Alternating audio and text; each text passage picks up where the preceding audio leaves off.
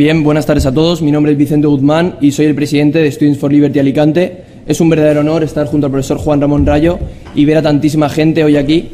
La verdad es que se han rebasado todas nuestras expectativas y antes de nada me gustaría agradecer a todos mis compañeros de Students for Liberty, a la Facultad de Económicas, al decano y sobre todo a Juan Ramón Rayo, su colaboración y permitir que esto haya sido posible.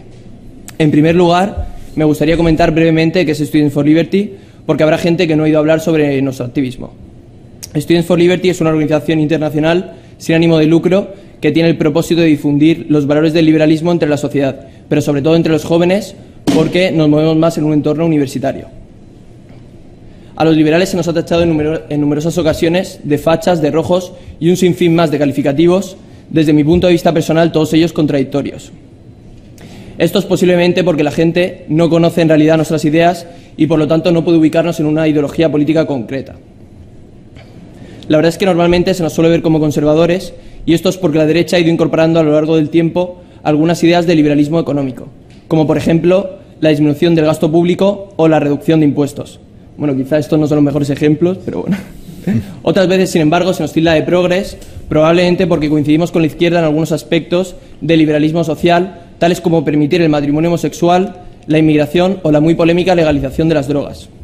Otras veces, sin embargo, Bien, pues nosotros no somos ni una cosa ni otra. Somos liberales y por lo tanto creemos en la libertad del individuo a la hora de elegir qué quiere para su propia vida en todos los aspectos, tanto económicos como sociales. Hoy tenemos la suerte de contar con un economista de muchísimo prestigio, como es el profesor Rayo, que ha consolidado una impresionante carrera profesional. Es doctor en Economía con premio extraordinario de fin de carrera y licenciado en Derecho también con premio extraordinario de fin de carrera por la Universidad de Valencia, así como máster en Economía de la Escuela Austríaca por la Universidad Rey Juan Carlos de Madrid. Actualmente es profesor en esta misma universidad y en los centros de estudios OMA e ISEAD. Asimismo, es director y cofundador del Instituto Juan de Mariana, que es un conocidísimo think tank liberal en España, y además ha sido nombrado uno de los economistas más influyentes de todo Twitter. Y, por si no era suficiente, es escritor de éxito con más de una decena de libros publicados. El último, titulado Contra la renta básica, salió ayer mismo, y escribe todas las semanas frecuentemente en diversos medios e interviene también en radio y televisión. Y lo más sorprendente es que todo esto lo ha conseguido con solo 31 años. El tema de la conferencia del profesor Rayo de hoy es ¿por qué la redistribución de la riqueza es injusta? Sabemos que el título es polémico, es controvertido, que incluso el cartel es impactante y estoy seguro de que muchos de vosotros os estaréis preguntando ¿qué se me va a contar esta tarde que suena tan distinto del mensaje común y demagógico que se nos transmite a diario? Bien, yo solo espero que esta conferencia os aporte una nueva visión y sobre todo os enriquezca de manera personal. Sin más, vamos a comenzar con la conferencia y cedo la palabra al profesor Rayo, a quien vuelvo a reiterar nuestro más sincero agradecimiento.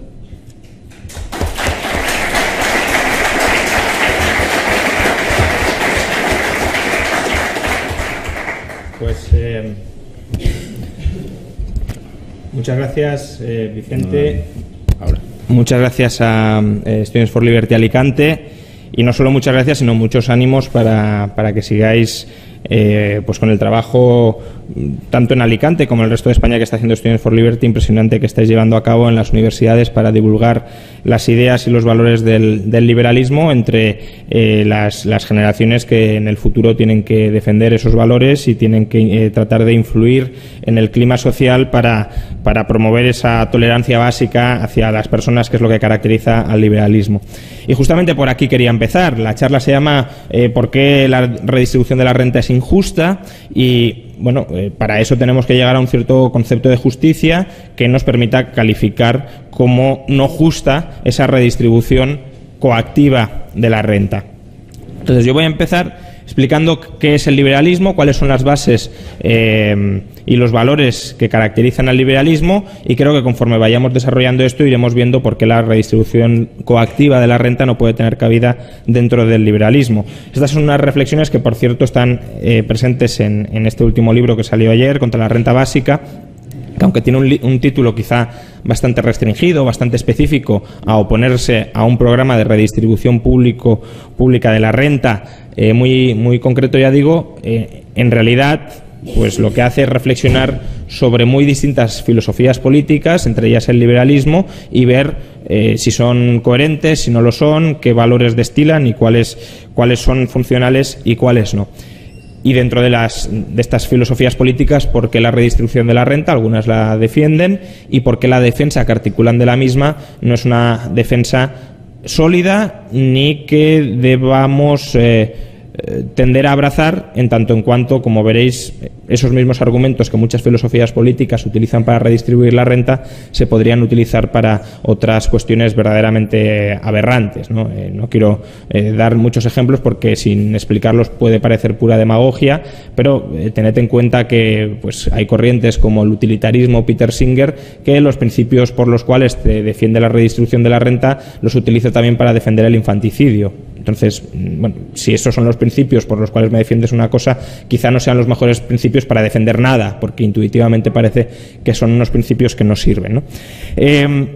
Yo aquí me voy a centrar sobre todo en explicar qué es el liberalismo y por qué creo que el liberalismo es la filosofía política más humana, más compatible con la naturaleza humana y con el florecer de la capacidad de autorrealización del ser humano. El valor central del liberalismo es la tolerancia. Es la tolerancia hacia la otra persona para permitirle vivir la vida como esa otra persona gusta, para permitir a cada persona realizar sus propios fines vitales. El liberalismo parte del principio de igualdad moral de todas las personas. ¿Qué es la igualdad moral de todas las personas? Porque todos somos sujetos de derecho, y somos sujetos de derecho para tratar de perseguir, ya digo, nuestros propios fines, sin presuponer que mis fines son necesariamente mejor que los tuyos. Hay una definición de liberalismo que la articula el filósofo Chandran Kukatas, que yo creo que es la mejor que he leído, o al menos de las más impactantes o de las más completas que he encontrado, y que os la voy a leer. Es un poco larga, pero creo que vale la pena. Dice: el término liberalismo se identifica con un paradigma político que afronta el problema de la diversidad humana defendiendo instituciones que permitan la coexistencia de distintas creencias y modos de vida. El liberalismo acepta la pluralidad de modos de vida, la multiplicidad de valores religiosos y morales en el mundo moderno, y promueve la tolerancia hacia todos ellos. El liberalismo se diferencia de otras filosofías políticas en que rechaza la idea de un orden social orgánico y espiritualmente unificado, dentro del cual los intereses de los individuos se tienen que alinear en perfecta armonía con los intereses de la comunidad. Los individuos poseen fines distintos y no existe un único objetivo que todos tengan la obligación de compartir. Bien. Esta es, creo, una definición bastante completa del liberalismo. Básicamente, las personas somos distintas, las personas perseguimos fines distintos, y en la medida en que hay diversidad en la sociedad humana, tenemos que buscar formas no violentas de solventar las disputas que inexorablemente emergerán dentro, insisto, de una comunidad donde las personas persiguen fines distintos. Si todas las personas persiguiéramos el mismo fin, obviamente no podría haber conflicto entre las personas. Como mucho podríamos encontrar gente que se saliera del fin común que tiene la obligación de compartir, y a esa persona la tildaríamos de saboteador y la mandaríamos a un gulag, a un campo de reeducación o lo que fuera. Pero desde luego, si aceptamos la diversidad del ser humano y la legitimidad de vivir vidas distintas, tenemos que encontrar formas de esa diversidad compatibilizarla. ¿Y cómo la compatibiliza el liberalismo? Pues básicamente a través de tres principios que permiten, ya digo, tratar a todas las personas como sujetos de derecho igualitarios, y permiten a su vez conciliar de un modo no arbitrario los distintos objetivos que tienen las personas. El primer principio es el principio de libertad. Indubio pro libertate. En caso de duda, favorece la libertad. Básicamente, podríamos decir prohibido prohibir, o todo lo que no está prohibido está permitido. El ser humano tiene libertad para actuar, salvo que existan muy poderosos motivos para que no lo haga. Pero, prima facie, el ser humano tiene libertad para actuar, y por tanto otra persona no puede ni impedirle su acción ni obligarle a que actúe de un modo en el que él no quiere actuar. Y esta segunda parte es casi más importante que la primera. No poder ser obligado a actuar en modos en los que no quieres actuar. ¿Por qué? Porque uno puede vivir más o menos bien aunque no cumpla todos sus objetivos vitales. En esta sociedad Yo creo que muchísimas de nuestras libertades están restringidas, están limitadas, y aún así pues, bueno, encontramos ciertos espacios para autorrealizarnos, ¿no? Un candidato del Partido Libertario, Harry Browne, en las elecciones presidenciales del 96, escribió un libro que se llamaba Cómo encontrar la libertad en un mundo que no es libre, ¿no? Pues la idea de, bueno, ya sabemos que no hay una libertad tan amplia como la que nos gustaría a los liberales, pero tampoco por eso tenemos que amargarnos la existencia pensando que no podemos encontrar la felicidad en un mundo donde, insisto, muchas de nuestras libertades están reprimidas. Por tanto, una persona puede más o menos autorrealizarse aunque parte de sus fines estén limitados o estén prohibidos. Ahora, es muy complicado que una persona se pueda autorrealizar si se la obliga a perseguir metas que aborrece moralmente.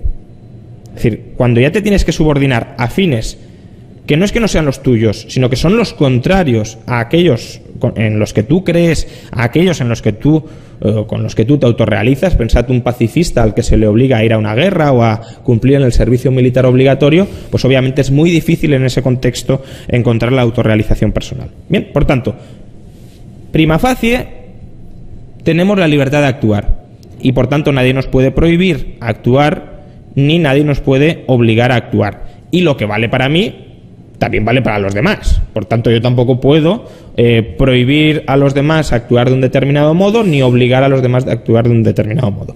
Lo que pasa es que si solo nos quedamos con ese principio, pues es un poco útil, ¿no? Porque, bien, en todo aquello en lo que no entremos en conflicto o en lo que no choquemos, este principio funciona. Si uno está al final de la sala y yo estoy aquí, pues está claro que él no puede venir aquí y callarme, por ejemplo, ni yo puedo ir allí y esclavizarle.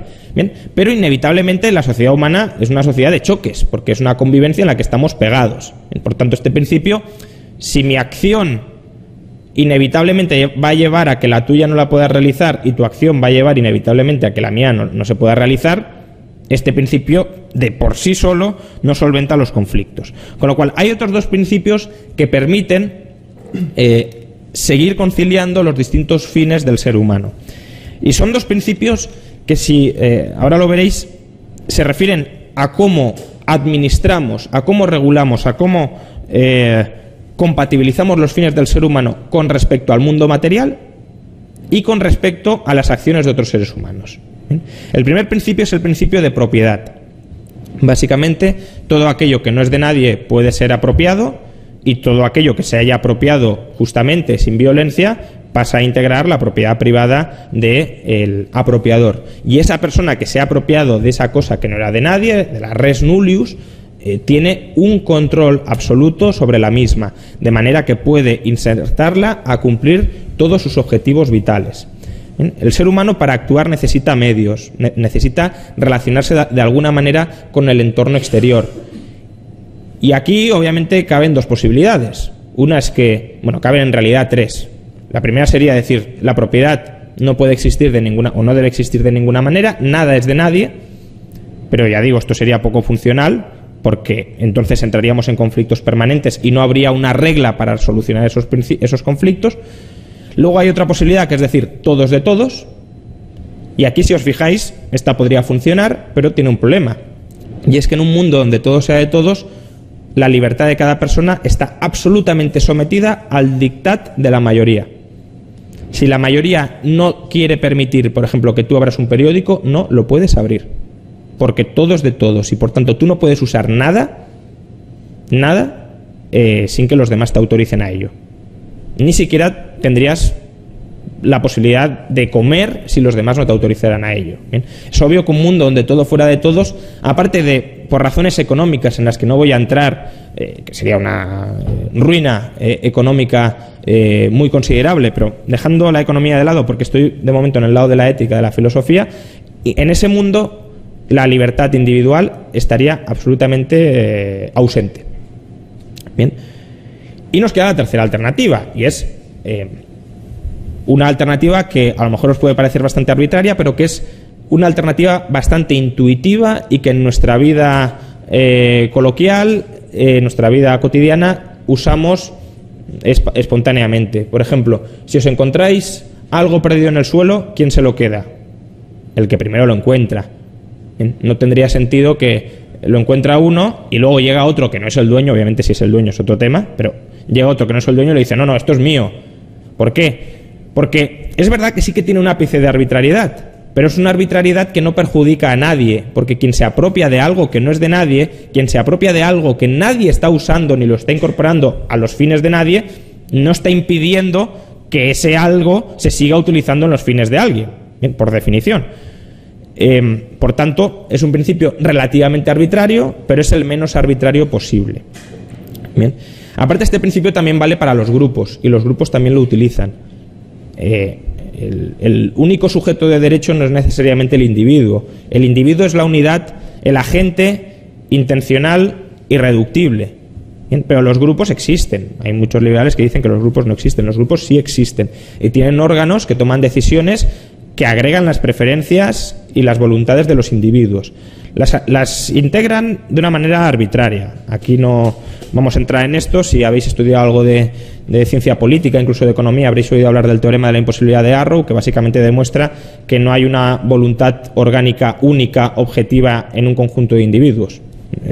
Si cambias el procedimiento de agregación de preferencias individuales, el resultado final es otro, aunque no cambien las preferencias individuales. Pero, dejando de lado esto, los grupos existen y, por tanto, los grupos también se pueden apropiar de territorios o se pueden apropiar de cosas. ¿Bien? Por ejemplo, los grupos se suelen apropiar de recursos naturales que necesitan todos los miembros del grupo. E incluso, cuando razonamos en términos de propiedad estatal, estamos asumiendo la propiedad privada de todos los habitantes que decimos que integran ese Estado. Cuando decimos, las playas de España son de todos. ¿De todos o de todos los españoles? Porque si son de todos, tendríamos que pedir los españoles permiso para utilizarlo a todos los habitantes del planeta. ¿Lo hacemos? No, no lo hacemos. Por tanto, las playas no son de todos los habitantes del mundo. Son, o decimos que son, de todos los españoles. Y por tanto estamos reivindicando un derecho de propiedad privada colectivo de los españoles sobre las playas. Y la cuestión es por qué el grupo de referencia son los españoles y no, pues si es una playa de Altea, porque no es de los habitantes de Altea. Bien, ese es otro debate en el que podríamos entrar, pero simplemente quiero haceros notar que la propiedad existe y la propiedad tiene sentido incluso por parte de aquellos que la niegan. El Estado niega la propiedad, pero sí se vale de la propiedad y para sí reivindica la propiedad. ¿De acuerdo? Con lo cual, si la propiedad existe incluso para el Estado, lo que tendremos que plantearnos es si el origen de la propiedad estatal es legítimo o no. Y a poco que estudiéis un poco de historia de cómo surgen los Estados, veréis que de legítima no tiene nada, porque todos los Estados han surgido mediante la conquista y mediante la guerra. Y la guerra y la conquista no son métodos pacíficos ni legítimos de adquirir la propiedad. Bien. Y luego habría otro debate, si las ideas son apropiables. Aquí no voy a entrar tanto. A mi juicio, las ideas no son apropiables y la propiedad intelectual no es una propiedad como tal, sino que es una restricción al uso de la propiedad privada de la gente. Pero este es otro debate muy interesante en el que no puedo entrar por falta de tiempo. Bien, y el tercer principio, teníamos libertad individual, principio de propiedad. Tercer principio, principio de autonomía contractual. Pacta sunt servanda. Los pactos están para ser cumplidos. ¿A dónde se orienta este principio? A tratar de regular las interacciones entre los seres humanos. Para cumplir nuestros fines no solo necesitamos cosas externas, necesitamos también, a veces, cooperar con la gente, a veces no, muchísimas veces, la mayor parte de las veces, cooperar con otra gente. Y los términos de esa cooperación puede tener sentido formalizarlos para que queden establecidos cuáles son las obligaciones relativas de cada uno con respecto a la consecución de los fines del otro. ¿Bien? Y para eso están los contratos. Si quisiéramos simplemente prometer de un modo no vinculante, podemos usar las promesas, ¿no? Te querré toda la vida, etcétera, etcétera. Pero eso no tiene una validez contractual ni una fuerza ejecutiva. Uno no puede encarcelar a una persona, por ejemplo, por dejar de querer a otra. ¿Bien? O no puede pedirle una indemnización, a menos que se haya pactado en el contrato de matrimonio, con los términos del divorcio, etcétera. No puede pedirle una indemnización simplemente por el hecho de haber dicho no, te querré toda la vida. Bien, entonces, una cosa son las promesas genéricas sin voluntad de obligarse y otra son los contratos donde ambas partes tienen la voluntad de obligarse. Es decir, la voluntad de atar parte de sus acciones a la discrecionalidad de la otra parte, por ambos lados. ¿Bien? Y por tanto ambos tienen obligaciones con respecto a la otra y ambos tienen derechos con respecto a la otra. Bien, si os fijáis, estos tres principios, principio de libertad, principio de propiedad y principio de autonomía contractual, son tres principios muy básicos. Es una ética, si lo queréis, minimalista, una ética de mínimos, pero que permiten resolver o sentar las bases de la resolución de todos los conflictos que se pueden dar en sociedad. No significa que la resolución de conflictos ya esté predeterminada, ni mucho menos. Para resolver un conflicto concreto hay que atender a las circunstancias concretas de cada caso. Pero obviamente sí tenéis, digamos, los valores últimos que inspiran los criterios para resolver esos conflictos. Bien, y si os fijáis, estos tres principios proporcionan un marco de resolución de conflictos que es simétrico para todas las personas. Todas las personas se pueden regular según esos mismos principios y es además universalizable para cualquier grupo humano arbitrario. Hay gente que dice, no, los españoles tenemos derechos, pero luego los de Uganda, pues bueno, ellos sabrán. Y si los de Uganda quieren venir a España, pues ya veremos si les reconocemos derechos o no les reconocemos derechos. Como si los derechos surgieran de nuestra voluntad de dárnoslos. Y aquí lo que estamos diciendo es, no, cualquier persona tiene derechos, se los reconozcas o no, otra cosa es cómo ejecutamos o cómo hacemos defender o prevalecer esos derechos, pero cualquier persona, por el principio de igualdad moral de todas ellas, tiene estos derechos o estas libertades básicas, y estos principios se pueden aplicar para regular la convivencia de cualquier grupo humano. Si mañana cogen a 100 españoles aleatoriamente y los colocan en Francia, estos principios seguirían siendo funcionales y válidos, aunque los códigos legales de cada uno de estos países hubiesen nacido por circunstancias distintas. Bien. Y además, estos principios también solventan un problema básico de toda sociedad humana, y es el problema de cómo le sacamos el máximo partido posible a la cooperación del ser humano.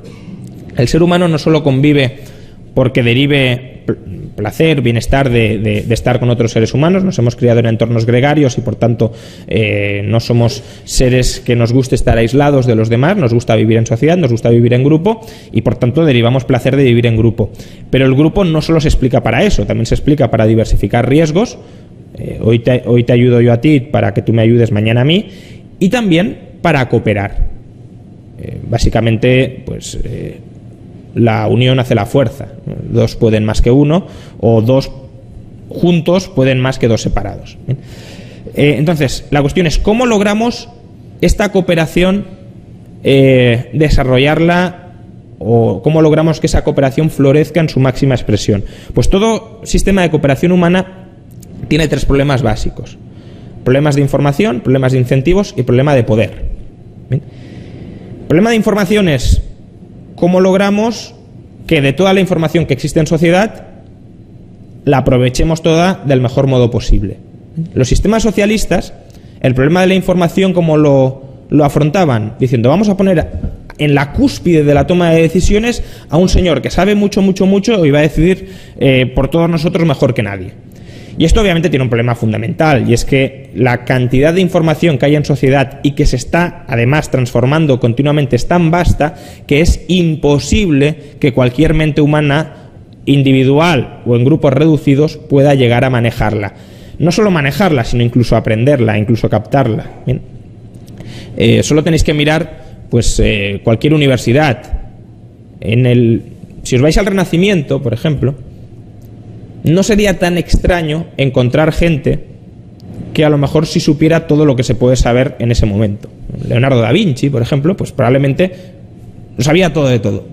Llegó a un punto de saturación de conocimiento que ya no podía ir más allá, porque no se había desarrollado mayor conocimiento. Pero si hoy os vais a cualquier universidad, ¿cuántas carreras hay de 3, 4 o 5 años? ¿Cuántas carreras hay? Tropecientas. Y dentro de cada carrera, ¿cuántas especialidades hay? Mirad los departamentos o las asignaturas dentro de cada carrera. Y dentro de cada asignatura, porque una cosa es lo que os enseñan en clase, que es las nociones básicas de esa asignatura, y luego la investigación de profundizar en esa carrera, ¿cuán vasta es? Y si hacéis un doctorado, veréis que estáis desarrollando un área pequeñísima de una parcela muy particular de conocimiento. Entonces, ¿cómo podemos pretender que una persona conozca todo eso? No podemos. ¿Bien? No se puede.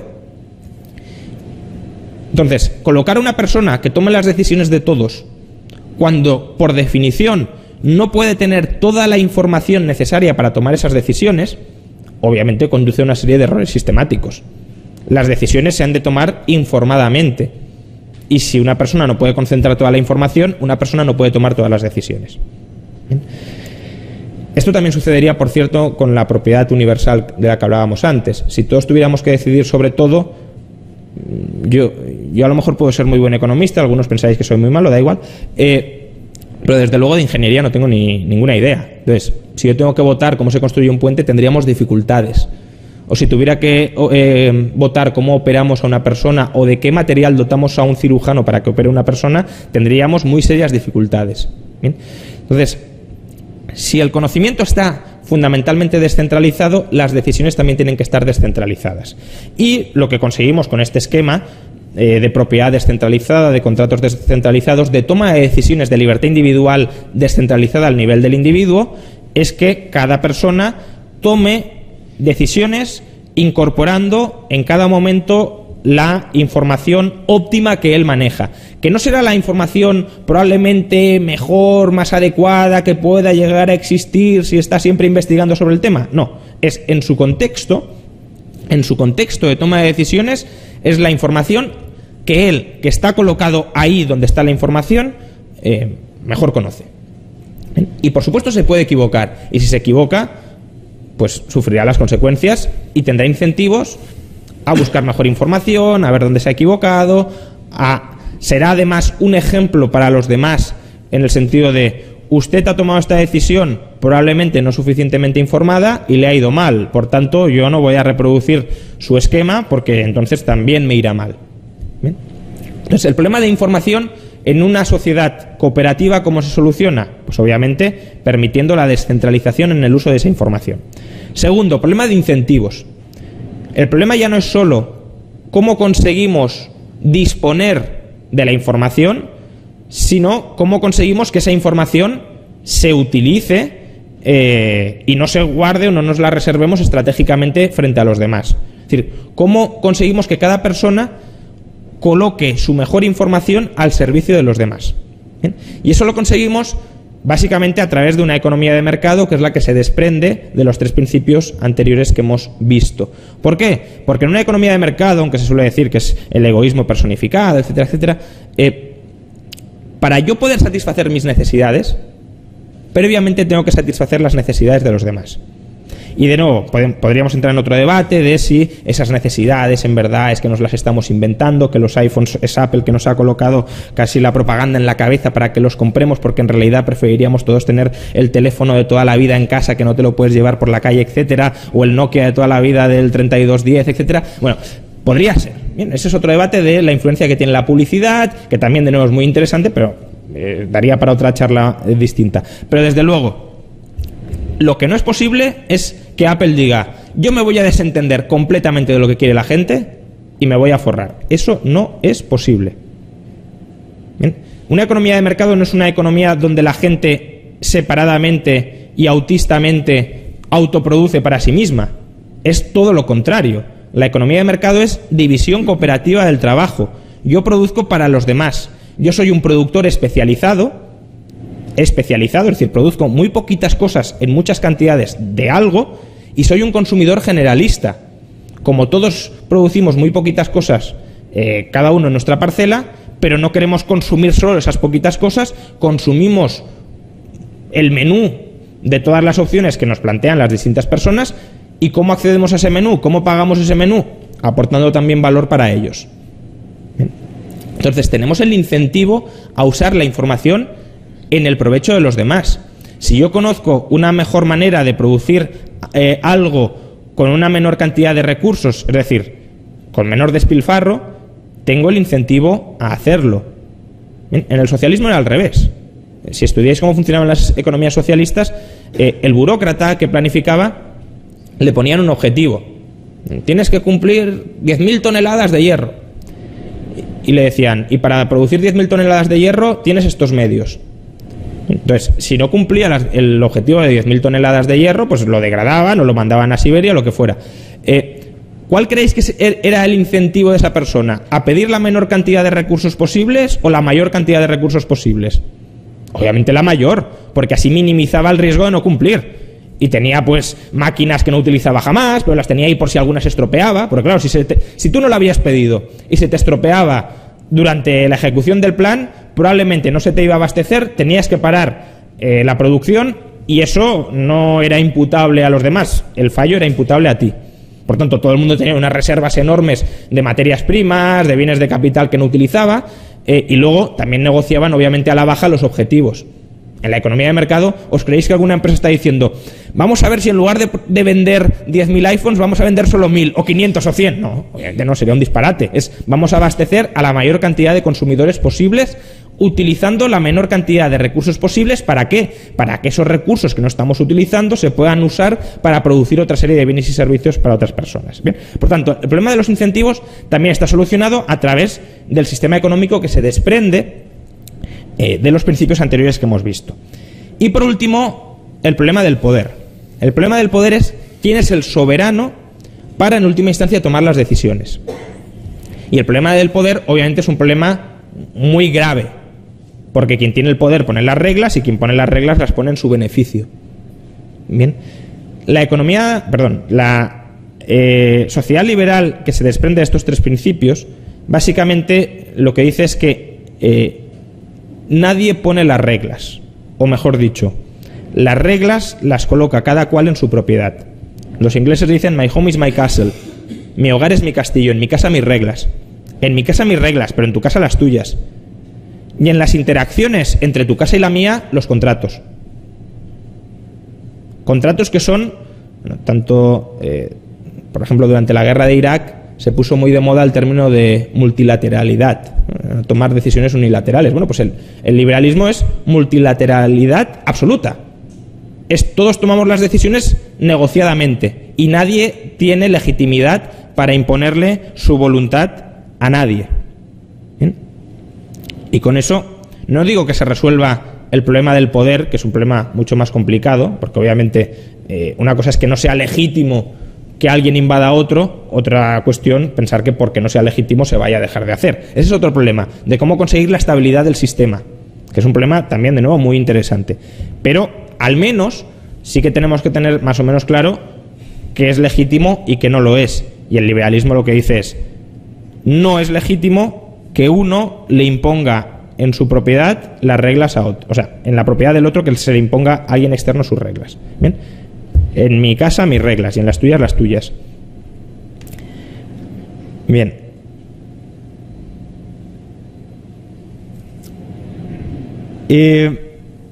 Estos tres conflictos, de todas maneras, estos tres principios no son tres principios que necesariamente se regulen con absoluta armonía. Por supuesto que pueden aparecer fricciones entre ellos y, en ocasiones hay que decidir cuál de estos principios prevalece. Hay algunos liberales que, por ejemplo, consideran que el principio de propiedad privada prevalece siempre en cualquier circunstancia. Y eso, a mi juicio, puede dar lugar a consecuencias bastante indeseables. Por ejemplo, muchos liberales te dirían, pues, si alguien se está muriendo de hambre y llega al lado de una tienda que tiene abundante comida pero no tiene en ese momento dinero, pues hay que dejar que se muera de hambre porque no tiene absolutamente legitimidad para coger la propiedad de otro. Bueno, esto es algo discutible. Yo creo que los principios su aplicación puede moderarse o modularse para evitar lo que no se llamaba horrores morales catastróficos. No es una moderación, además, que sea arbitraria. Al final, si os fijáis, estos principios los hemos derivado de un hecho, y el hecho es que el ser humano es un agente intencional, autónomo, y que por tanto persigue sus propios fines. Y lo que estamos poniendo en valor es esa cualidad del ser humano como agente intencional, como agente que persigue proyectos o que realiza proyectos, empresario, si lo queréis, no en un sentido reduccionistamente económico, sino como alguien que se lanza a actuar y a tomar decisiones. Y si esa capacidad de agencia, esa capacidad de tomar decisiones es valiosa, y de hecho, precisamente porque es valiosa, adoptamos los principios para conciliar las distintas capacidades de agencia de las distintas personas, tiene sentido que en algún contexto, de manera limitada, si esa capacidad de agencia está gravemente en peligro y la única alternativa que existe es modular la aplicación de los principios anteriores, esa aplicación se module. Ahora bien, la modulación de los principios, por ejemplo, lo que os decía, el hurto famélico, que yo, si llego a una tienda, pueda coger algo, si me estoy muriendo de hambre y no tengo otra forma de hacerlo, obviamente si tuviese cientos de ofertas laborales por ahí, dijera, no, yo no quiero coger ninguna de ellas, lo que quiero es ir aquí y robar, eso no. Pero se podría dar el caso de circunstancias graves como esta, donde haya que dar algún tipo de solución para preservar la capacidad de agencia de la persona. Entonces, ahí sí que sería aceptable una modulación del principio, que tampoco, de los principios de justicia anteriores, que tampoco es que se anulen, ni mucho menos. No voy a entrar mucho, pero la propiedad se puede defender de dos maneras. Se puede defender excluyendo al otro, en el sentido de esto es mío, no es tuyo, por tanto no lo puedes usar si yo no te dejo usarlo, o se puede proteger también de manera más moderada indemnizando al propietario. Esto es tuyo, por tanto, si lo uso yo, merezco una indemnización, merezco una reparación. ¿Por qué? Porque lo que el liberalismo sí reconoce es, aunque pensemos que una persona puede, en caso de alto, elevado peligro para su capacidad de agencia, transgredir alguno de los principios anteriores, lo que certifica el liberalismo es que existe daño en una persona que no tiene la obligación de soportarlo. Es decir, el propietario de comida no tiene por qué, otra cosa es que lo haga voluntariamente, pero no tiene por qué donar su comida. Por tanto, si se la quitan, está sufriendo un daño. Otra cosa es que consideremos que aún así la persona hambrienta en extrema necesidad está legitimado a quitársela. Pero que hay un daño y que ese daño se tiene que reparar es obvio. ¿Bien? Yo creo que la modulación de estos tres principios, al final, las directrices de sentido común por las que se modulan es muy parecido al deber de socorro que existe actualmente en la mayoría de sociedades occidentales. Bien, es decir, que sin poner en peligro tu propia vida, si asistes, si atiendes, si ves una situación de alta necesidad, tienes la obligación de tratar de remediarla. Bien. Básicamente, si el coste de hacerlo es bajísimo y los beneficios son enormes, y fuera de todo lugar a dudas es así, pues tiene sentido que sí que exista una obligación positiva para hacerlo. Bien, aunque también es un tema controvertido incluso dentro de los liberales. Y de hecho otro tema muy controvertido dentro de los liberales, por el que no voy a tomar partido, pero sí que quiero comentar, porque creo que a veces aquí también hay bastante confusión si uno no conoce las ideas liberales, es, muy bien, tenemos estos tres principios. Y lo que os decía, la cuestión es cómo defendemos, cómo logramos que prevalezcan estos tres principios. Y básicamente dentro del liberalismo hay dos grandes corrientes. Una sería, logramos que estos principios prevalezcan a través de un estado mínimo, lo que se conoce como minarquismo, un estado muy, muy, muy reducido que únicamente se encargue de ejecutar y de hacer cumplir, de velar por estos tres principios. Básicamente sería orden público y algunas partes de la administración de justicia. Y todo lo demás a la libertad de las partes. Pero en eso sí que haya un monopolio estatal de la violencia para lograr que prevalezcan estos tres principios. Esta es una corriente, ¿bien?, que yo creo que tiene, como la otra, sus virtudes, pero también sus defectos. La otra corriente, que a lo mejor, insisto, si no habéis oído hablar nunca del liberalismo, os sorprenda, no debería, es el anarquismo. Bien, dentro del liberalismo hay muchos intelectuales que consideran que la mejor forma de lograr que prevalezcan los tres principios anteriores es eliminando el Estado, y que entienden o caracterizan al Estado como el mayor conculcador de estos tres principios, como una agencia que sistemáticamente está violando el principio de libertad, el principio de propiedad y el principio de contratos. Básicamente porque el Estado no surge de manera consentida, porque el Estado es una agencia de predación que lo único que se encarga es, ya digo, como pues una mafia que se instala en un barrio y que domina políticamente a los habitantes que está controlando. Y obviamente en la medida, dicen estos liberales, que en la medida en que estamos sujetos a obligaciones políticas con las que no hemos otorgado nuestro consentimiento, estas obligaciones políticas no son legítimas. Bien, como digo, esta postura doctrinal también me parece que tiene sus aciertos, pero también sus defectos, pese a que a algunos no les gusta reconocerlo. Por tanto, no voy a tomar partido, sería otro debate interesante, creo que tengo razones para criticar ambas. Ahora bien, sea uno minarquista o sea uno anarquista dentro del liberalismo, creo que sí que hay una idea que ambos comparten y que es clave dentro del liberalismo. Y es una idea que ha desarrollado, dicen que es el mejor libro de filosofía política liberal de la última década, estoy bastante de acuerdo, se llama The Problem of Political Authority, de Michael Huemer, y lo que dice este filósofo estadounidense es que el Estado no tiene autoridad política. ¿Qué significa autoridad política? La legitimidad para que el Estado actúe de maneras distintas a las que los particulares estamos autorizados a actuar. Bien, repito, el Estado no está legitimado por ser Estado para actuar de maneras en las que los particulares no estamos legitimados a actuar. Por ejemplo, obviamente el Estado, pues podríamos decir que tiene autoridad para, si ve que una persona se está cargando a otra, pues llevar a la policía y arrestarla al agresor. Pero si el Estado está legitimado para ello, lo está porque cualquiera de nosotros, si viéramos esa misma escena, estaríamos autorizados a detener al agresor y a parar la agresión. ¿Para qué? Para evitar la transgresión del principio de libertad o de la libertad básica de la persona que está siendo agredida. Bien. De la misma manera, el Estado no está legitimado a cobrar impuestos porque quiera cobrar impuestos. Bien, aquí ya entraríamos en teoría de los bienes públicos, es decir, si uno es minarquista podría decir, bueno, como la comunidad política es indispensable que exista para proteger los principios básicos, ese sostenimiento de la comunidad política tiene un coste y ese coste lo hemos de soportar todos los que se integran en la comunidad política. Ese es un argumento. Ahora, lo que no es admisible es que el Estado diga, no, pues yo quiero financiar un polideportivo y por eso voy a subir los impuestos.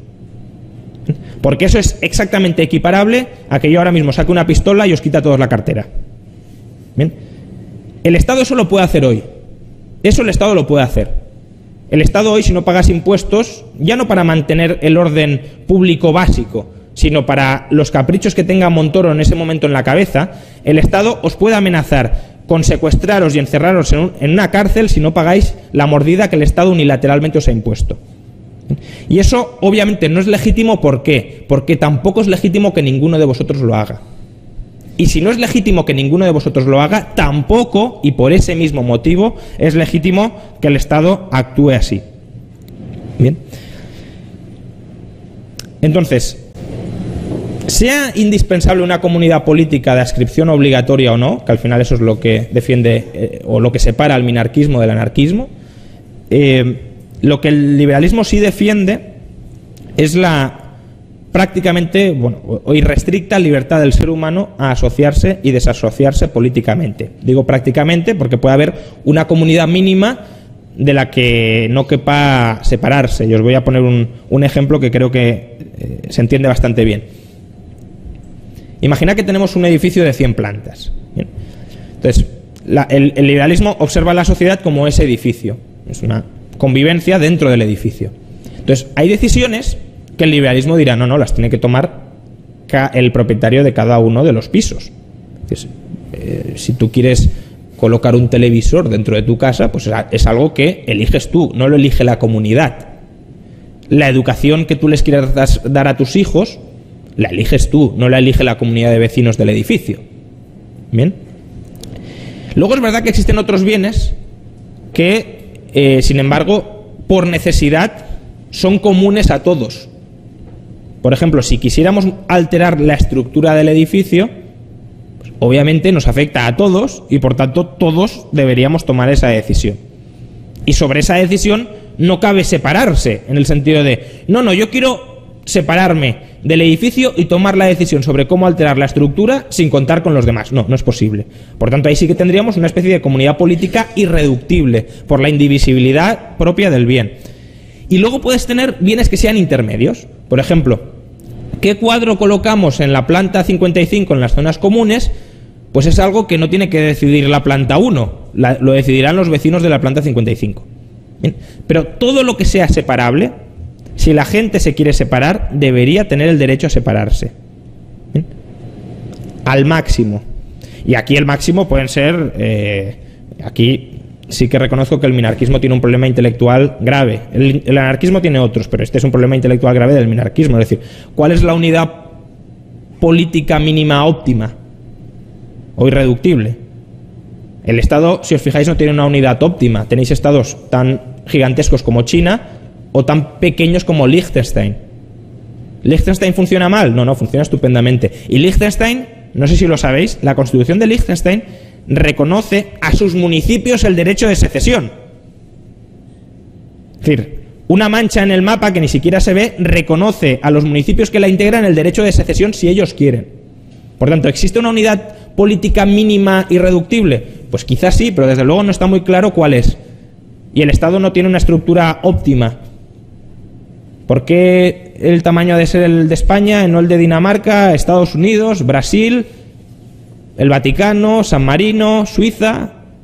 No existe ninguna pauta. La pauta es hasta aquí llegó el ejército y aquí pusimos la frontera, básicamente. Bien. Vale, entonces, en todo lo que sea separable, y prácticamente es separable en casi todo, el liberalismo defiende el derecho del individuo a separarse de esas obligaciones políticas.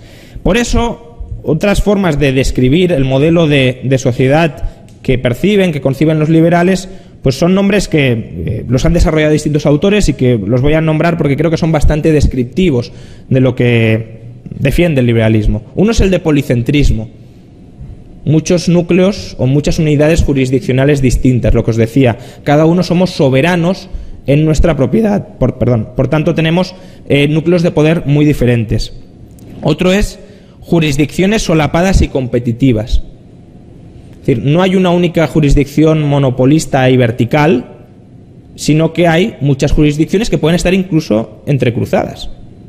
Si yo soy socio del Real Madrid, que no lo soy, pero si lo fuera, pues tendría unas normas por integrar ese club.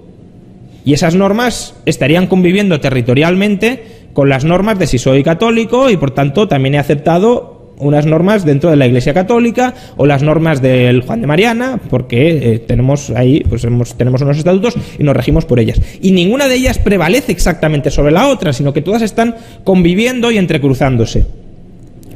Y eso políticamente también es posible. Hoy puede parecer algo muy raro, pero al final, si os fijáis, hoy mismo estáis regulados por normas muy distintas que tampoco se sabe cuál es el orden de prelación exacto, ¿no? El municipio, la comunidad autónoma, el Estado, Bruselas, los tratados internacionales, los tribunales internacionales. No existe un principio de prioridad muy claro, ni aunque exista, en su aplicación es muy estricto. Y por tanto, incluso hoy en día, con un Estado absolutamente vertical y jerárquico, incluso hoy en día ya tenéis esta cuestión de jurisdicciones solapadas. Y otro nombre que a mí me gusta mucho, que es justamente lo propone Cucatas, el filósofo cuya cita os he leído al principio, es el de archipiélago de comunidades políticas. Es decir, muchas comunidades políticas como pequeñas islas que conforman pues, un archipiélago entero, pero no hay una unidad orgánica entre todas ellas. No son un trozo de tierra único, sino que son múltiples islotes dispersos. Y de hecho, si os fijáis, todo esto, es decir, si somos unidades soberanas que estamos interactuando y nos regulamos entre sí, la famosa autorregulación, al final ¿a qué nos conduce? Pues a lo que Hayek llamaba orden espontáneo. Es decir, el orden no lo crean desde arriba, no nos lo imponen desde arriba, sino que surge desde abajo, o la famosa y tan mal entendida imagen de Adam Smith de la mano invisible. La mano invisible como no como un planificador sabio, que eso no es el mercado, sino como un orden emergente y no planificado. A mí hay una frase de los filósofos escoceses, que me gusta más que la de mano invisible de Smith, porque lo de mano invisible parece que es alguien que está colocando a la gente en su sitio y desde luego no existe ese planificador central invisible. Y es una frase de Adam Ferguson que dice que las instituciones sociales por las que nos regulamos son consecuencia de la acción humana, es decir, surgen de las interacciones humanas, pero no del diseño humano. No son instituciones que nadie haya diseñado conscientemente. Son la consecuencia no intencionada, el orden emergente de la sociedad humana, de la convivencia humana. Lo podéis ligar, si sabéis algo de teoría de la evolución, con la teoría de la evolución de Darwin. Es decir, ¿alguien ha diseñado la evolución? No. Pero sí es un conjunto de consecuencias no intencionales, en ocasiones accidentales, del devenir biológico. Bien, y llegados aquí, ya estoy terminando para que haya un cierto turno de preguntas, vamos con el tema de por qué es injusta la redistribución de la renta. Yo creo que ya queda bastante claro por qué es injusta la redistribución de la renta, pero por si acaso lo voy a remarcar. Básicamente hay dos visiones sobre la justicia social o la justicia distributiva. Dos visiones sobre si observamos que las cosas están distribuidas de una determinada manera, esa distribución es justa o no lo es. Y hay dos visiones extremas, si lo queréis, a lo mejor podéis encontrar otras intermedias, pero hay dos visiones desde luego extremas. Una es la visión consecuencialista y la otra es la visión procedimentalista. La visión consecuencialista es: yo creo que lo ideal es que las cosas estén dispuestas de una manera, y si no están dispuestas de esa manera, las cosas, es injusto. Esa distribución de las cosas es injusta. Y la otra es la visión procedimentalista, que es a la que se adscribe el liberalismo. Y es: si toda la cadena de transacciones que ha llevado, o de interacciones, que ha llevado a una determinada distribución de las cosas es justa, esa distribución también lo es. Por ejemplo, Nozick pone el ejemplo de un jugador de la NBA que obviamente es de su época, años 70, y hoy pues no sabemos ni quién es. Hoy pues podríamos decir Messi, Cristiano Ronaldo o alguien así, que es, bueno, el caso de Nozick es Wilt Chamberlain. Y Nozick dice: vamos a ver, imaginemos que Wilt Chamberlain está jugando en la NBA y llega a un acuerdo voluntario con su club de que el 10% de las entradas que pague la gente para ver jugar a su equipo son sus ingresos. ¿Bien? Y la gente voluntariamente va al estadio, es decir, nadie les pone una pistola en la cabeza para que paguen 1 euro o 10 euros o 100 euros de entrada, y paga la entrada para ver jugar especialmente a Wilt Chamberlain en el estadio. Y por tanto, Wilt Chamberlain va haciendo caja, pero caja que no le ha quitado a nadie el dinero. Es como si voluntariamente se lo estuviéramos dando porque lo admiramos, lo queremos, y le decimos: ten 10 euros, ten 100 euros. Y como tantísima gente se lo da, se vuelve multimillonario. Pues Nozick dice: es justo que Wilt Chamberlain sea multimillonario, porque no ha cometido ningún delito. Nada en toda la cadena de operaciones que lleva a que Wilt Chamberlain sea multimillonario es injusto. Por tanto, el hecho de que lo sea no puede ser injusto. Y de hecho esta es la visión que prevalece en el procedimiento penal. Si trasladamos la visión procedimentalista o la visión consecuencialista en la jurisdicción penal, la visión procedimentalista es la que prevalece hoy, que es la de sentido común, y es: si usted no consigue probar que alguien es culpable, a través del procedimiento estrictamente reglado para ello, esa persona es inocente. La visión consecuencialista, ¿qué sería en justicia penal? Vamos a la cárcel y decimos: oye, que es que hay demasiados hombres encarcelados y demasiadas pocas mujeres. Esta distribución de los presos no es del todo equitativa. ¿Por qué no liberamos a algunos presos que son culpables y hombres y encarcelamos a algunas mujeres que son inocentes? Pero claro, necesitamos una distribución de los presos que sea más equitativa. Pues bien, eso es lo mismo con respecto a la distribución de la renta, porque la distribución de la renta es la consecuencia de toda una cadena de acciones, y si esa cadena de acciones es justa, la distribución de la renta también es justa, y por tanto redistribuir a través de coacción la renta es injusto. Y quizá esto os sorprenda. ¿Cómo puede ser injusto algo que tiene buenas intenciones? Bueno, ya sabéis que el infierno está empedrado de buenas intenciones. ¿Bien?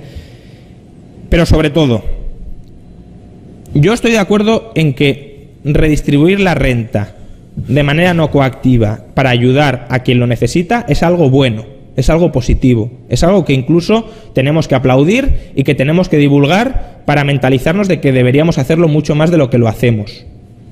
Yo en eso estoy de acuerdo y supongo que muchos en esta sala también. Ahora bien, también creo que sería importante que se nos grabara en la cabeza que ni todo lo bueno tiene que ser obligatorio, ni todo lo malo tiene por qué estar prohibido. ¿Bien? Ni todo lo bueno tiene por qué ser obligatorio, ni todo lo malo tiene por qué estar prohibido. Entre otras cosas, porque quizá muchos estemos de acuerdo en que eso es bueno, pero también puede haber gente que discrepe.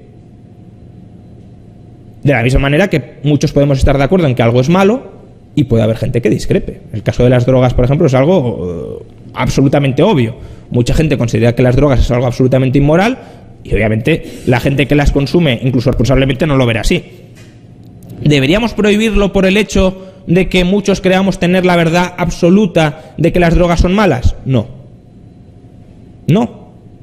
Porque si la persona se autorrealiza escogiendo sus fines vitales, debemos dejarle ese espacio moral para que los persiga y para que se equivoque. Si creemos que una persona se equivoca, hemos de dejar que se equivoque. Podemos intentar evitarlo, ¿eh?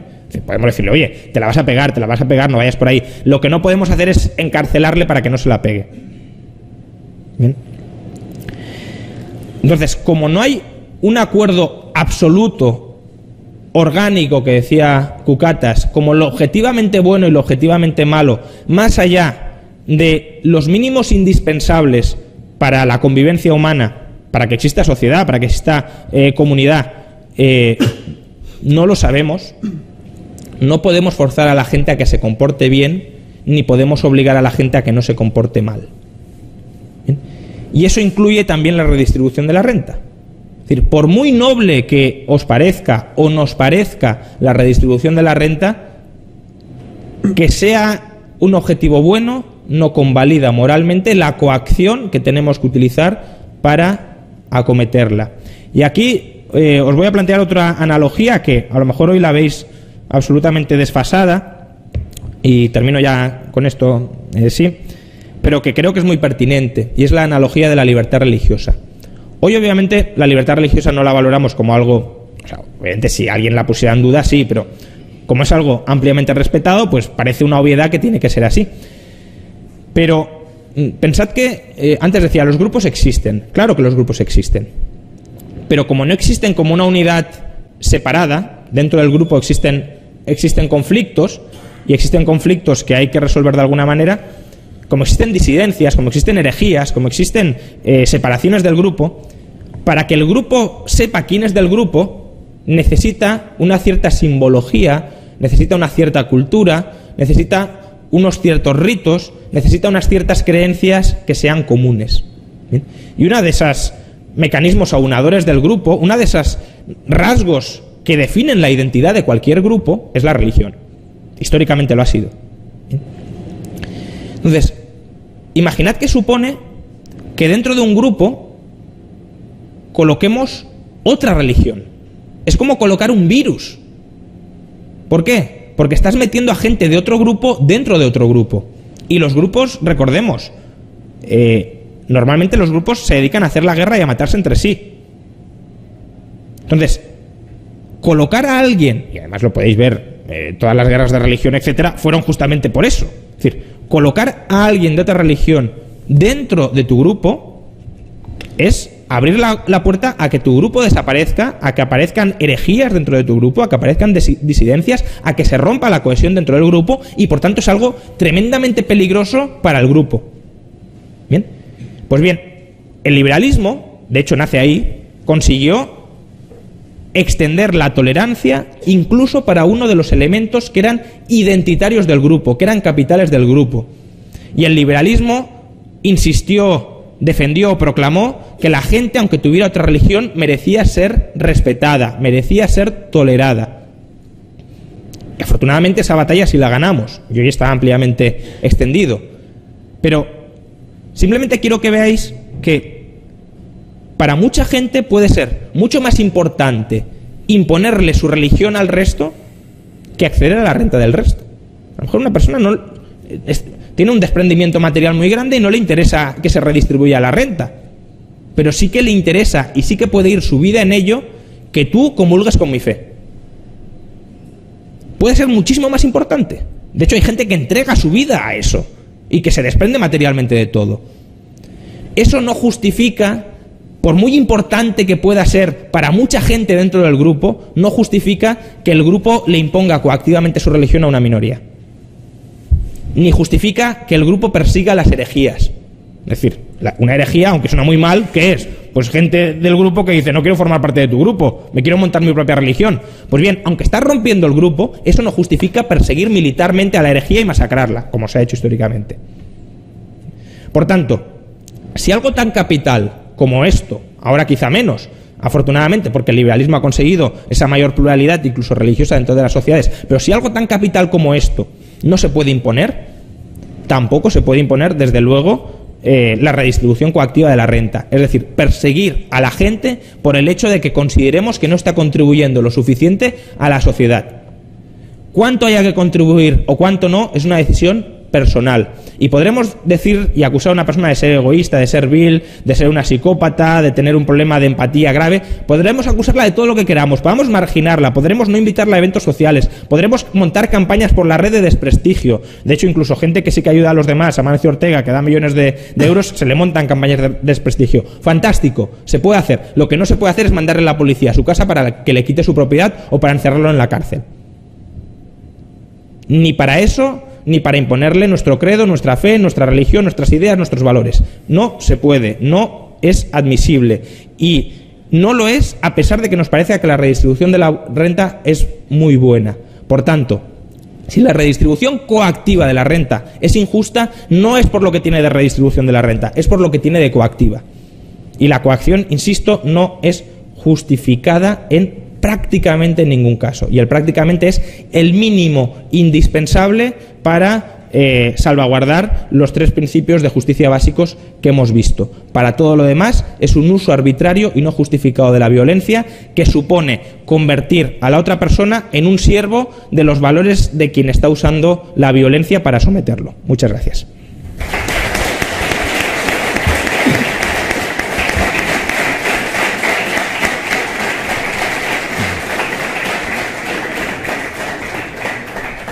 Bueno, muchas gracias, profesor. Una magnífica conferencia. Abrimos turno de preguntas. Las preguntas, por favor, cortas, sencillas, no os explayéis en la explicación, que nos conocemos. Sí, porque yo la verdad estaría aquí hasta que termináramos, pero tengo que coger el AVE de las 6:10, o sea que... y además no lo puedo perder, que la semana pasada lo perdí y la semana pasada no era muy grave, pero hoy sería muy grave si lo perdiera. O sea que si podéis, preguntas cortas para que pregunte mucha gente, mejor. Vale, levantáis la mano, tenemos un micrófono inalámbrico y quien quiera hacer una pregunta, pues ya sabe. Y no os cortéis, por favor.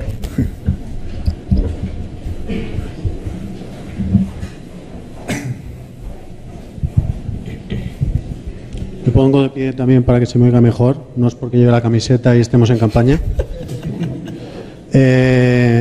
A mí me ha gustado mucho la defensa de la propiedad desde el punto de vista, por ejemplo, con lo del tendero. Y he leído también otros autores ahora últimamente con respecto a eso. Me gustaría una pequeña reflexión sobre el hecho de centrar no en el derecho del tendero a su propiedad, sino en el hecho de que es inmoral que esa persona se quede con la comida y luego no indemnice o no la pague.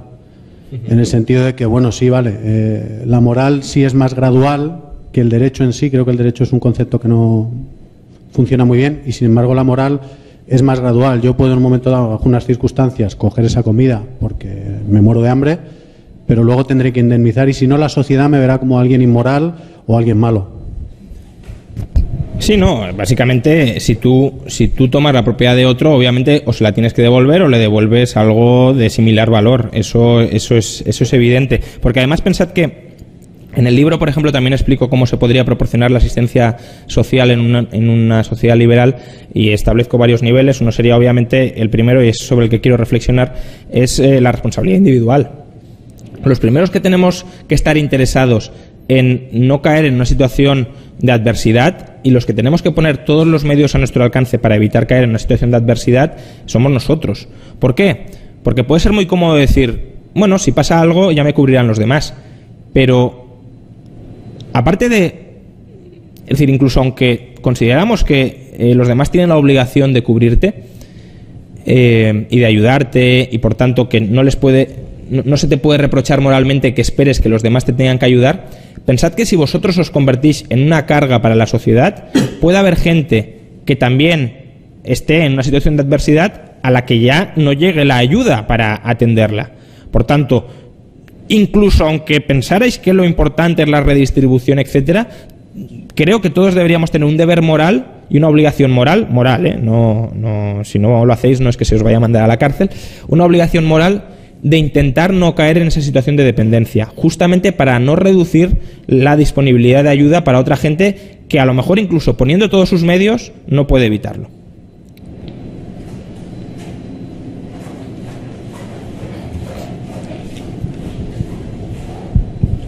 ¿Se me oye? Sí. Buenas tardes. Tenía 3 preguntas, pero voy a hacer una solamente, has dicho que estás corto de tiempo. Cuando has dicho lo del ejemplo del jugador de NBA, ¿qué opinas sobre que dice, sí, el dinero, el 10% de las ventas son suyas, pero sin embargo no es suyo realmente, porque él, ¿por qué sabe jugar al baloncesto? Porque ha tenido un entrenador detrás, el que el entrenador ha tenido unos padres, el que unos padres han tenido una educación, y si seguimos así, hay miles y miles de personas que están detrás de que ese jugador en concreto haya tenido éxito. Y no se puede decir, lo reparto entre toda esa gente. Entonces, realmente ese jugador, para mi opinión, tiene una responsabilidad con la sociedad y con el gobierno, con el país en el que vive, por la estructura que tiene, porque si hubiese vivido en África no tendría esa educación, ni tendría ese gobierno, ni tendría nada. Entonces, realmente tiene una responsabilidad hacia la sociedad que decir, todo lo que yo gano es mío, es igual de injusto y moral que decir, lo reparto todo también. Ese es un argumento muy extendido. De hecho, en el libro se trata extensamente entre... No digo que tú lo seas, porque no, pero que es un argumento que se ha desarrollado mucho dentro de la filosofía comunista. Por ejemplo... No.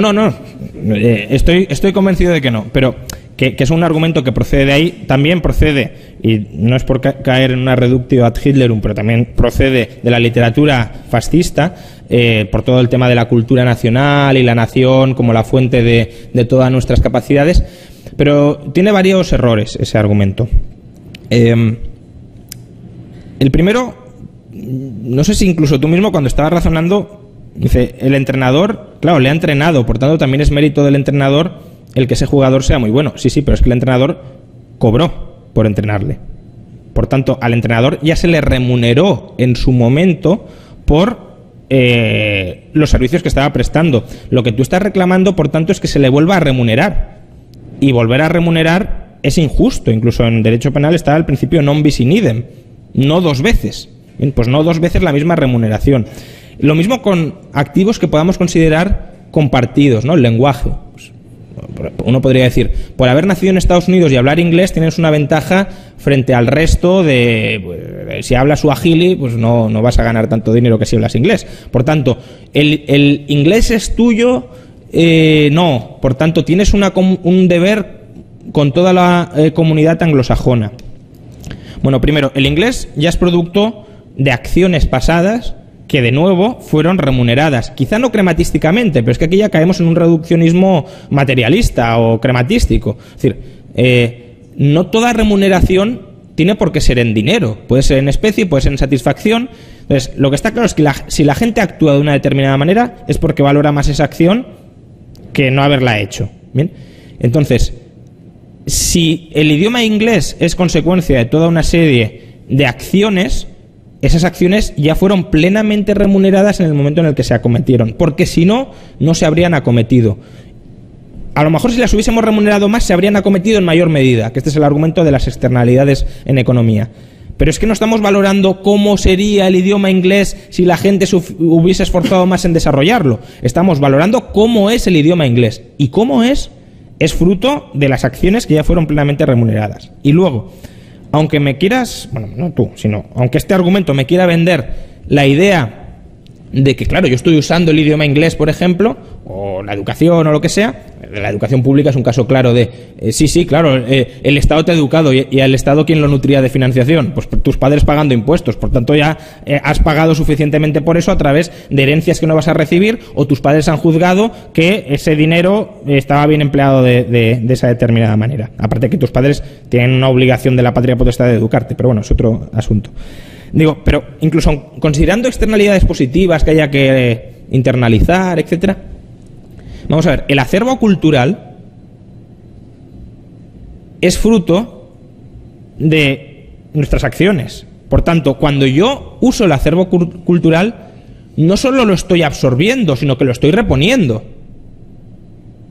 Por ejemplo, J.K. Rowling, puedes decir, no, es multimillonaria porque ha usado el idioma inglés y ha llegado a muchísima gente. Y esos esas decenas de millones de libras no se las merece ella en solitario, sino toda la comunidad anglosajona. ¿Qué pasa? ¿Que J.K. Rowling no ha repuesto, no ha incrementado o no ha enriquecido o no ha modificado el acervo del idioma inglés con sus libros? Por supuesto que lo ha hecho. Entonces, ¿por qué no entendemos que el pago por el uso es el haber incrementado, por ejemplo, la extensión, la cantidad de niños que se han puesto a leer y que han mejorado el idioma inglés y que, por tanto, en la sociedad del futuro habrá más gente que hable inglés mejor o que tendrá más imaginación? Porque esos serán los activos que luego tú me dirás, fíjate, esos activos se están utilizando y hay una persona, saldrá otro escritor que a lo mejor, como hay más gente aficionada a la lectura, podrá vender más libros. Pero ese escritor no se merece su dinero, tendría que remunerar a J.K. Rowling. Pero si ya me has dicho que ahora J.K. Rowling no se merece todo su dinero y que hay que quitárselo, pues déjale que se lo quede y ya habrá sido plenamente remunerada. Y luego no la convirtamos en acreedora de las acciones, de los éxitos de las acciones de otras personas. Por tanto, obviamente que vivir en sociedad tiene externalidades positivas, pero ni toda externalidad positiva se tiene que internalizar. Yo espero que esta conferencia sea una externalidad positiva para muchos de vosotros y sería injusto que dijera, bueno, ahora que habéis pasado por aquí, todos por taquilla a pagar porque no os queda otro remedio. Bien, y con la sociedad pasa 3/4 de lo mismo. Un poco de... Sí, pero muy breve, por favor. Una de las cosas que has dicho es que lo que se está premiando es el éxito de ese jugador de baloncesto, porque hay muchos jugadores de baloncesto que están jugando igual y no cobran lo mismo, y están participando en el mismo equipo y no cobran lo mismo. Sin embargo, a ese jugador concreto se le está pagando un 10% de las entradas y, por lo tanto, al entrenador, que ha entrenado a mucha gente también, y hay muchos entrenadores, quizá también debería aportarse algo de ese éxito. No, justo. A ver, en economía lo que se remunera es la aportación diferencial, el valor marginal. Quien haya estudiado economía, el hecho de la utilidad marginal o la productividad marginal le sonará mucho lo del margen, que es el diferencial.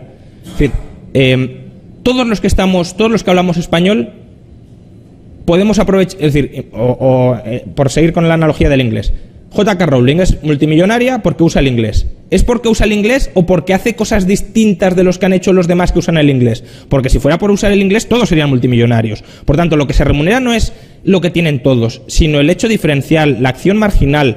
Y en ese sentido, lo que se remunera es el éxito marginal. Y el éxito marginal tal como lo percibe la gente, no tal como es objetivamente determinable según algún patrón. Entonces, el caso del entrenador. Si el entrenador ha entrenado a todos igual, ¿por qué hay una persona que le ha salido más exitosa a la hora de ganar dinero jugando al baloncesto? ¿Por méritos del entrenador o por méritos de esa persona? Y si el entrenador ha entrenado mejor a esa persona que al resto, que podría ser un argumento, ¿por qué no le cobró más en su momento? Porque podría haberlo hecho, habría dicho, mira, yo te dedico 2 horas más al día a ti que a los demás, págame más. Porque claro, si lo que hacemos es, no, yo voy poniendo semillas por ahí y luego la que siembre, la que vaya bien, yo me atribuyo todo el éxito. Pues si te fijas, tendrías el incentivo a tratar de relacionarte con la mayor cantidad de personas de la manera más despreocupada y más general y más vaga posible, y luego decir, no, pero es que yo tuve algún trato contigo en algún momento y por tanto me toca parte de lo que tú has conseguido. Hombre, pues habérmelo dicho. Si tú consideras que este acto concreto tiene un valor determinado para lograr tu éxito futuro, cóbrame ese valor concreto. No me digas que luego no, es que me debes un 10% de lo que ganes. No, pues mira, haberlo pactado antes. De la misma manera, vamos, es que si vosotros os leéis mi libro y os inspira y os convertís en filósofos famosos, etcétera, ¿yo cómo os voy a reclamar algo de los salarios que cobréis como filósofos? Sería un absurdo, sería descabellado. Pues bueno, es lo que en el fondo estás diciendo.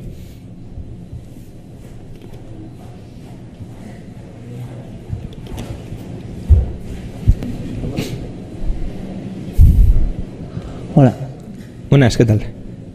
A ver, has dicho cuando... has puesto el ejemplo de las drogas, pero bueno, yo no voy a entrar en eso. Has puesto has dicho que puedes advertir a una persona antes de que entre un peligro, pero no forzarle a... Vale, pero eso ¿cómo se compatibiliza eso con la realidad de nuestros afectos, nuestros sentimientos morales a un familiar o a alguien muy querido? Nosotros podemos llegar incluso a retenerle o a forzarle a hacer algo que es malo para él, aunque solo fuera por egoísmo. Sí, no, entiendo el argumento y creo que eso también se tiene que tener en cuenta, pero es decir, ahí entraríamos en lo que en doctrina penal serían atenuantes, si lo quieres. Es decir, son consideraciones que... Es decir, el principio general es ese, pero obviamente hay que atender a las circunstancias particulares de cada caso. Y ahí es una circunstancia, por ejemplo, meterte en una secta. Pues uno se mete en una secta y a lo mejor uno de buena voluntad le saca y le desintoxica y luego dice, gracias. Pero lo que sí que tenemos que tener claro es que si una persona, aunque sea tu hijo, y ya es adulto, no estoy hablando de menores de edad, ya es adulto responsable, se ha emancipado, etcétera, quiere vivir de una manera que a los padres les parece aberrante, obviamente los padres podrán insistirle, podrán incluso a lo mejor intentar una vez sacarle de su modus vivendi, pero lo que no podrán hacer es recluirle en su casa permanentemente diciendo, no, tú no puedes ir con esta gente, no puedes ir ahí. Bien, hay límites. Una cosa es que uno pueda entender o pueda atenuarse la circunstancia de haber usado la violencia contra un hijo de buena voluntad y otra querer convertirle en tu siervo. Es decir, no, por muy familiar que seas, no tienes derecho a ello.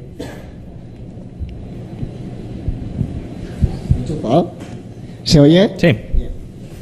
A ver si se me entiende. No, que la conferencia está bien, me ha gustado mucho, pero que quería hacer una puntualización. A ver, yo soy una persona que pienso que el Estado cuanto más mínimo mejor y cuanto menos impuestos mejor y todo eso, ¿no? Pero yo quiero hacer una reflexión, no sé si es interesante o no, y es, imaginemos un caso muy extremo de una persona que se está muriendo de hambre, ¿no? Y necesita ir a un supermercado a robar una cosa para comer porque no tiene otra forma. ¿Qué se haría en esa circunstancia?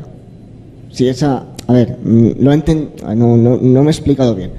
En tu libro dice que la redistribución de la riqueza es mala, pero a lo mejor puede haber un caso en la cual, por un motivo de fuerza mayor, se podría estar bien.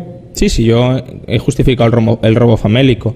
Incluso en este libro lo que yo voy a justificar son las rentas mínimas de inserción estatales, como una especie de decir, el Estado no está legitimado a quitarnos el dinero de manera distinta a como lo estaríamos las personas, pero sí puede organizar de alguna manera sensata o funcional ese derecho que tenemos las personas. Entonces, en lugar de que cada persona, entre comillas, se tome la justicia por su mano y robe descentralizadamente, etcétera, se puede articular un sistema quizá más reglado de pagar una renta mínima de inserción, pero cuidado, justamente porque no es redistribución de la renta mínima de inserción genera unas obligaciones en quien la percibe de devolverla en cuanto salga de su estado de necesidad. ¿Bien? Si fuera redistribución de la renta no habría ninguna obligación. Esto, si lo quieres, como mucho es un préstamo temporal, pero nada más. Sí puede, obviamente, si hay gente que no va a poder jamás, pues ahí tendrías un préstamo que se va acumulando, se va devengando, pero que no vas a poder amortizar nunca.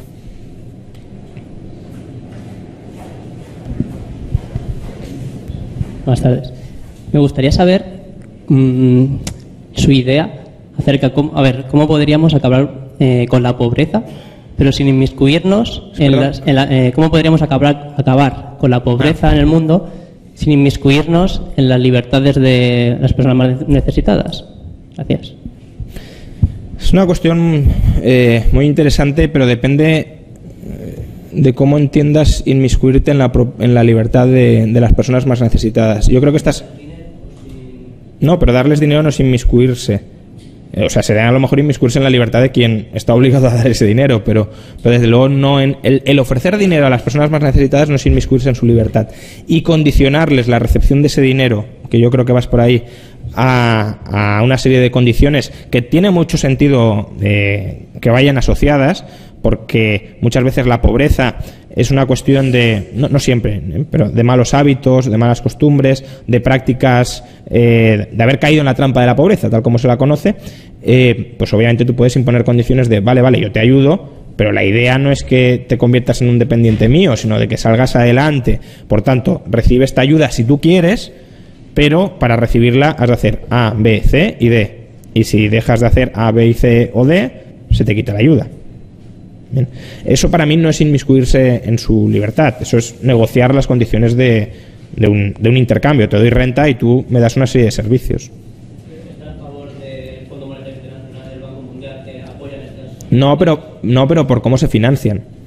Bueno, y tampoco por a quién financian. Es decir, el Fondo Monetario Internacional es un fondo nutrido del dinero de los contribuyentes dirigido a rescatar a estados quebrados. Pues ni hay que rescatar a estados quebrados ni hay que quitarle el dinero a los contribuyentes para que rescaten a estados quebrados. Pero sí estoy a favor de que incluso no estando a favor de todo esto, si existe, obviamente haya condiciones para los estados quebrados, porque si no, te damos el dinero y haz tú lo que quieras con él. Pues no, la idea es que salgas de la quiebra, no que estés permanentemente en ella.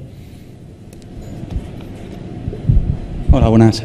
Vamos a ver, quería preguntar si esa renta básica la consigues mediante una redistribución coactiva imprimiendo moneda, o sea, mediante inflación, ¿vale? Realmente lo que estás haciendo es quitándole un poco a cada uno, ¿no? En este caso la Unión Europea, 320 millones de personas.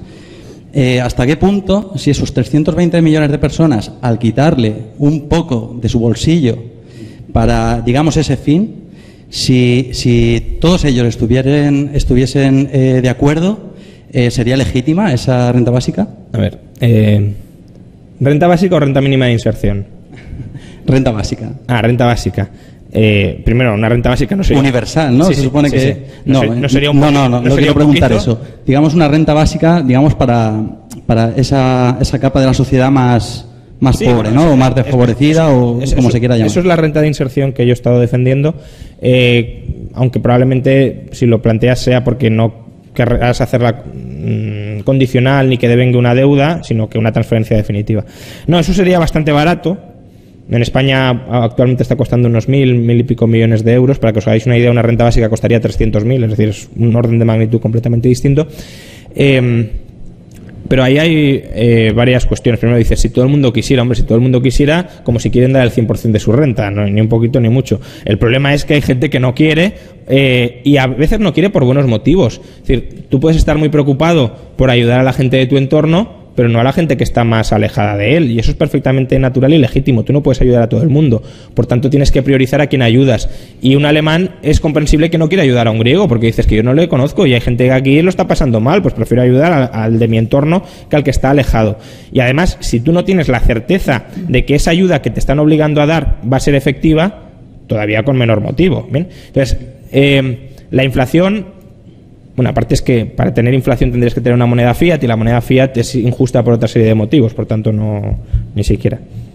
Sí, digamos que el límite sería la cantidad que le tienes que quitar a cada uno, ¿no? Porque uno podría estar de acuerdo, por ejemplo, en una cantidad de 10 céntimos, 1 euro, 2 euros, 3 euros, pero ya cuando son miles de euros... Hombre, es que ahí afectan muy ahí habría más porcentaje que se negaría, ¿no? Afectan muy gravemente a tus proyectos vitales.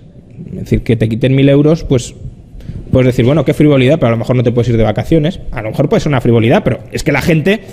¿Para qué tenemos vacaciones pagadas? Pues porque consideramos que la gente tiene que desconectar durante un tiempo. Entonces, podrá ser una frivolidad, pero las vacaciones es algo importante. O pagarle la educación a tus hijos, una buena educación a tus hijos. Pues claro, si te están obligando a pagar 2.000 euros al año para otras cosas, pues a lo mejor no puedes mandar a tus hijos a una buena universidad. Y eso es muy importante para cualquier persona. Por eso creo que la cantidad que da cada cual debería ser acordada libremente y no debería ser una obligación.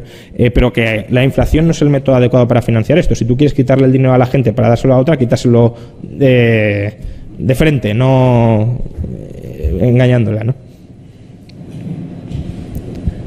Si os ¿Cuántas preguntas quedan? Pues pasamos las juntamos todas y respondo lo más rápidamente que pueda. O sea, que si las planteáis muy rápido, por favor. yo quería saber si crees que hay gente que quiere redistribuir la riqueza por el hecho de que piense que el sistema, que la riqueza es un sistema de suma cero. Sí, desde luego. Ya voy contestando mientras. Hay mucha gente que ve la riqueza como un juego de suma cero y, por tanto, obviamente dice, si este tiene mucho, es que el otro tiene muy poco y, por tanto, todos hemos de tener sumas igualitarias. Yo es lo que siempre digo, si redistribuyéramos la riqueza la renta entre todos los habitantes del planeta, el español medio viviría hoy como el argelino medio. Si esto es lo que queremos para todo el mundo, pues adelante, ¿no? Pero... Y eso suponiendo que redistribuyendo la renta en porciones igualitarias no se desploma la renta, que es lo que sucedería. Estoy colocándome en el mejor supuesto, es decir, que todo el mundo tiene exactamente la misma porción de la renta mundial. Cada habitante del planeta viviría como el argelino medio. No creo que esto sea el panorama óptimo. Buenas tardes, profesor. Gracias por la ponencia. Bueno, partiendo de la premisa que yo pienso que la renta básica es condenar a la gente a pobreza y no incentivarle a producir. En esta coyuntura, generar moneda, hablando del ámbito de la Unión Europea, sí que sería devaluar la moneda, ¿no? Y, por tanto, quitarle poder adquisitivo a aquella gente que tiene dinero. Pero no favoreceríamos también al darle ese dinero a la gente, que podamos, a la vez que bajamos el valor de la moneda, favorecer las exportaciones, generar empleo y también, mediante ese poder adquisitivo que se genera, favorecer también las importaciones. Vale, sí, me queda claro. O sea, ahora os contesto a todos. Es que, vamos, voy a perder el tren en este paso. Rápidamente, por favor. Hola. Quería plantearte, o sea, vos defendés la economía de libre mercado, pero decís que las empresas aportan valor a las demás, o sea, a la población, maximizando la producción final y reduciendo la cantidad de factores de producción, ¿no? Sin embargo, me parece que no hiciste demasiado hincapié en, básicamente, los fallos de mercado que puede tener el libre mercado. Por ejemplo, un monopolio. Pusiste el ejemplo de Apple, que en vez de vender 1000 va a vender 100.000 teléfonos si puede. Pero podrías poner también el ejemplo como contrapartida de un monopolio natural o de un laboratorio, y de cómo el precio va a aumentar y la cantidad que va a producir va a disminuir, por tanto no va a favorecer a la sociedad. Digo, no creo que se haya hecho tanto hincapié y que se haya nombrado este efecto colateral negativo que puede tener el libre mercado. Sí, bueno, contestando primero al compañero, a ver, devaluar la moneda equivale a cobrarle un impuesto a todas las personas que están comprando fuera para dárselo a las empresas que venden hacia afuera. Si subir el IVA para darles una subvención a los empresarios nos parecería mal, devaluar la moneda también debería parecérnoslo. Es exactamente lo mismo. Y con respecto a los fallos de mercado, sí, estoy de acuerdo que existen fallos de mercado. El que tú citas es uno, aunque creo que se suelen magnificar mucho los casos en los que existe monopolio natural, pero creo que sí que hay algunos casos en los que temporalmente puede haber monopolio natural. Tiene cierto sentido, además, que los monopolios naturales ganen mucho dinero, porque eso pone en marcha un proceso de descubrimiento de alternativas más baratas para romper ese monopolio natural. En cambio, si impides que se gane dinero en ese sector, pues no se pone en marcha ningún mecanismo de economización.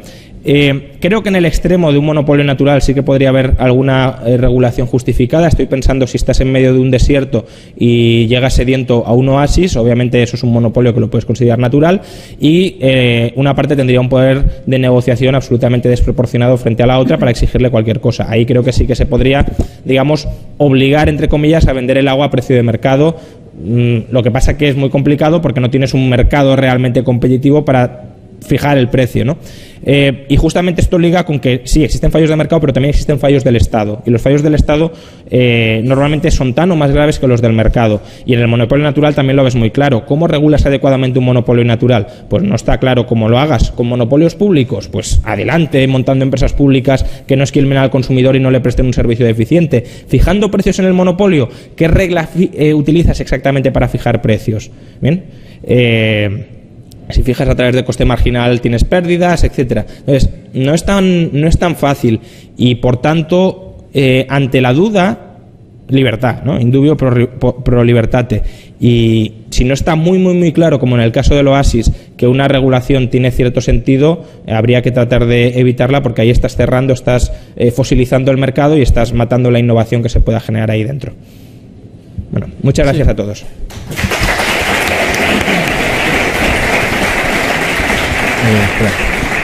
Bueno, muchas gracias por asistir. Students for Liberty pone a vuestra disposición el libro Peace, Love and Liberty.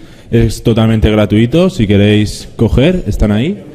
Y nada, muchas gracias y nos vemos en la próxima.